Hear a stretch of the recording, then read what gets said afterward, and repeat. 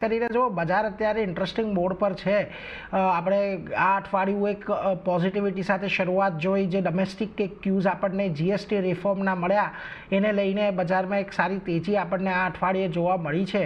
અને હજી પણ આપણે અપેક્ષા એવી જ બનાવીને રાખી છે કે કદાચ અહીંયાથી તેજી આપણને વધતી જોવા મળે. પરંતુ આજે હવે જીએસટીના ગ્રુપ ઓફ મિનિસ્ટર્સની બેઠક, ત્યાંથી ખાસ કરીને આજે આવતીકાલે શું માહિતી કે સમાચાર આપણને બહાર આવતા દેખાય છે એ ઘણા મહત્ત્વના રહેશે. આ ઉપરાંત વૈશ્વિક સ્તરે જેક્સન હોલની બેઠક થવાની છે કે જ્યાં આગળ જેરોમ પોવેલના ભાષણ પર આપણે ખાસ કરીને નજર રાખીશું. સપ્ટેમ્બરની અંદર એક વ્યાજદર કાપની અમેરિકામાં આશા તો ઘણી આપણને દ્રઢ બનતી દેખાઈ રહી છે, પરંતુ હજી કેટલા વ્યાજદર કાપ ભવિષ્યમાં આવશે એને લઈને ખાસ મહત્ત્વનું આપણે ધ્યાનમાં રાખવાનું છે. અને એ બધાની વચ્ચે થોડાક ટેરિફના તો અત્યારે આપણને ચિંતાઓ ઓછી થતી જોવા મળી છે, પરંતુ એ તલવાર પણ હજી સુધી સંપૂર્ણપણે નીચે નથી ઉતરી, હજી લટકી જ રહી છે.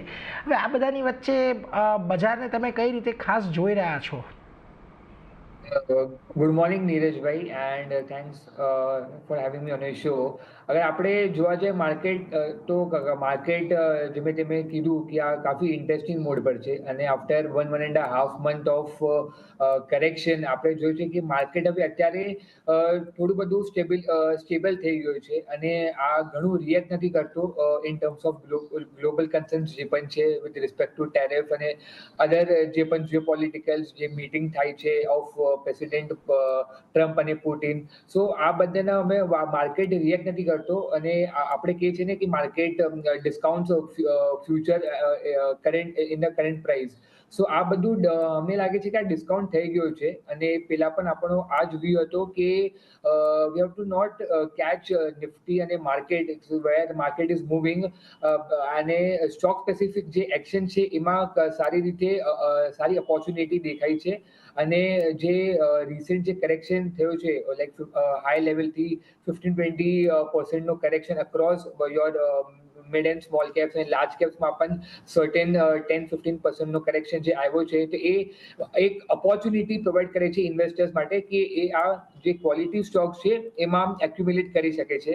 અગર આપણે માર્કેટ મૂડ ઇન્ડેક્સની વાત કરીએ તો 2.5 વીક પહેલા આ એકદમ એક્સ્ટ્રીમ ફિયર પર હતો, અને અમારો વ્યૂ આ જ હતો કે આ એક કરંટ એન્ટ્રી પોઈન્ટ બની શકે છે two invest, because market mood આપણો એકદમ એક્સ્ટ્રીમ ફિયર પર છે, અને નિફ્ટીનો જો ટેકનિકલ બેસિસ પર અગર આપણે આરએસઆઈ જો તો એ એકદમ ઓવરસોલ્ડ ટેરિટરી પર હતો. તો અત્યારે આ 41-42 ના આસપાસ છે. માર્કેટ મૂડ ઇન્ડેક્સ આપણો હવે ફિયરમાં પહોંચી ગયો છે, બટ અમને લાગે છે કે આ એક એન્ટ્રી પોઈન્ટ એક પ્રોવાઈડ કરે છે ઇન્વેસ્ટર્સ માટે કે સ્ટેગર્ડ વેમાં ઇન્વેસ્ટ કરી શકે છે ફોર લોંગ ટર્મ. અને ટેકનિકલ બેસિસ પર આપણે આગળ જોવા જાય તો જ્યાં સુધી જે નિફ્ટીનો જો લેવલ છે એ 24,700-750 ના ઉપર છે, તો અમને લાગે છે કે કંઈ કન્સર્ન નથી. અને ઉપરના રેન્જમાં જો 25,000 નો એક જે રેઝિસ્ટન્સ બન્યો છે, કાલે પણ આપણે જોયું છે કે માર્કેટ 25,000 ના આસપાસ ગયો હતો, અને closing it has given below that. તો આ જે એક રેન્જ છે એ આપણે મોનિટર કરવાનો છે, બટ અમને લાગે છે કે ઓવરઓલ સેટઅપ અને જે ફંડામેન્ટલ પણ જે વેલ્યુએશન એ કાફી પોઝિટિવ લાગે છે, અને ડેફિનેટલી આ એક રાઈટ ટાઈમ છે ટુ ઇન્વેસ્ટ કરવા માટે. અને in the next 4 to 6 months I guess જે રિટર્ન્સ આવશે એ કાફી પોઝિટિવ મળી શકે છે ઇન્વેસ્ટર્સ માટે.